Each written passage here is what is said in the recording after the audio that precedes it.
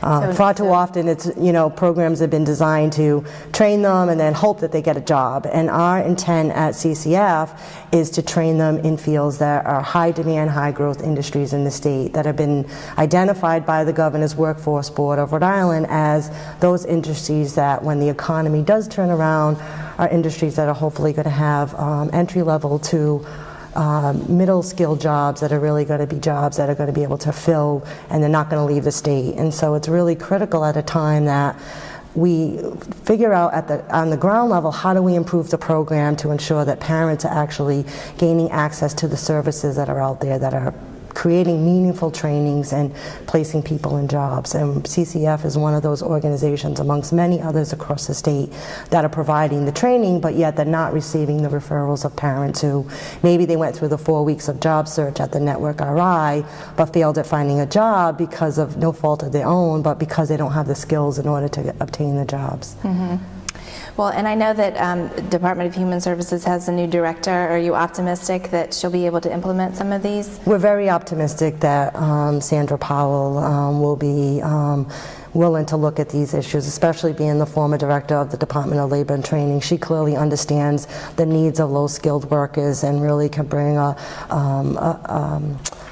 some energy to the Department of Human Services and making sure that Rhode Island Works parents are seen as part of the workforce, and that the program is just one door to allowing low-skilled parents into the workforce. And so we think that she'll be a great asset to the department, and looking forward to working with her on that. That's great, because I know too often the Rhode Island Works population is siloed in their own sort of group, and people just sort of don't think about them as they do the other low-income or low-skilled workers in the state who have access to these programs that you're talking about. So that seems to make a lot of sense to try to integrate them. I'd also like to point out that we also would like to see changes made on the ground when it comes to parents who have limited adult basic ed or English proficiency. Right now, under the Rhode Island Works program, if anyone tests below a 6th grade reading level, they're allowed to access what's called intensive education training services. There are several organizations that are around the state that are engaging parents in these intensive programs for 6 months because they read at that lower level, but they're not getting the referrals, again, that they should be seeing. There are almost 30% of those that have been tested through the Department of Human Services are actually below the 6th grade reading level, and we know that they should be getting services, but they're not. And I hear often from those providers that, when they see the referrals, they're so few. And so we should be able to engage those parents in these 6-month training programs, but also that 6 months is not a long enough period of time to be able to get someone at the 5th grade reading level up to a 7th or 8th grade reading level, when in fact most of the training programs in Rhode Island require a 7th grade or higher in order to get into the training programs. And so this is a time that we really could make the program work better by engaging them in the programs and then getting them up to a higher education level to get into the more skills training programs that connect them to jobs. So that also might be the same population that would need longer than a 24-month time limit in order to get their skills to where they need to be to get a better job. So Representative Samini, do you know the bill number so that people can follow the bill as it goes forward? I think it's 5625. Does that sound right? That does sound correct. All right. So House Bill's 5625. So people can pay attention to it. Do you know what the process will be going forward now that you've had a hearing? Well, I'll be meeting with the leadership of the House to talk to them about the bill and see where it may go. I'm a freshman legislator, so I'm still learning how the process works. But from what I understand, the Finance Committee will vote on whether or not it should be added to the budget, and then it'll become a budget article should it get to that point.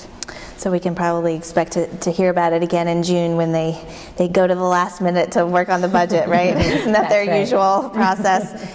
So another sort of related bill that I wanted to just mention, I know that you have a child care bill that's also pending that's related to folks who want to improve their education and training.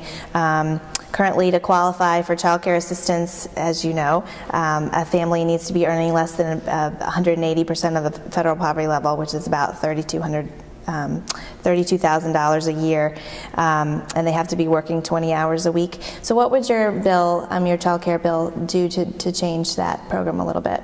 So my child care bill focuses on education and training, which I believe is really a workforce development issue, which is why it's so important for our state, because we need skilled workers.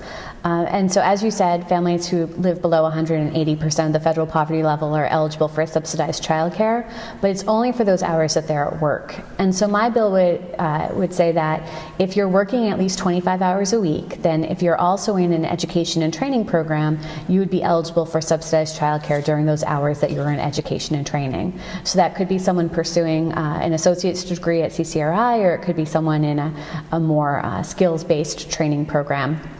But it would allow you to have safe childcare for your children during those hours, which I think is a win-win-win, because it's a workforce development issue. It increases the skill of workers.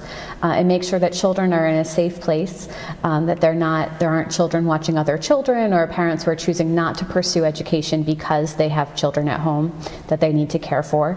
And it also provides the child care providers in our state with additional support. And I believe there are about 4,500 child care providers in Rhode Island.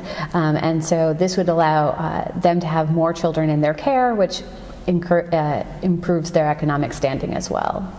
Well, and I guess to be clear, we should say, so these are not Rhode Island Works parents, is that right? These are families who are working 20 hours a week and earning a paycheck, but are still unable to make their child care expenses because child care is so expensive. Is that right? That's exactly right. So we're not talking about the families who receive cash assistance now. We're talking about families that are in the workforce, but child care being so expensive, as you said, they often struggle to make ends meet and make sure their children are somewhere safe, and therefore, and they may be able to have children in childcare during the hours that they're working, although sometimes people feel like they're working just to pay for childcare.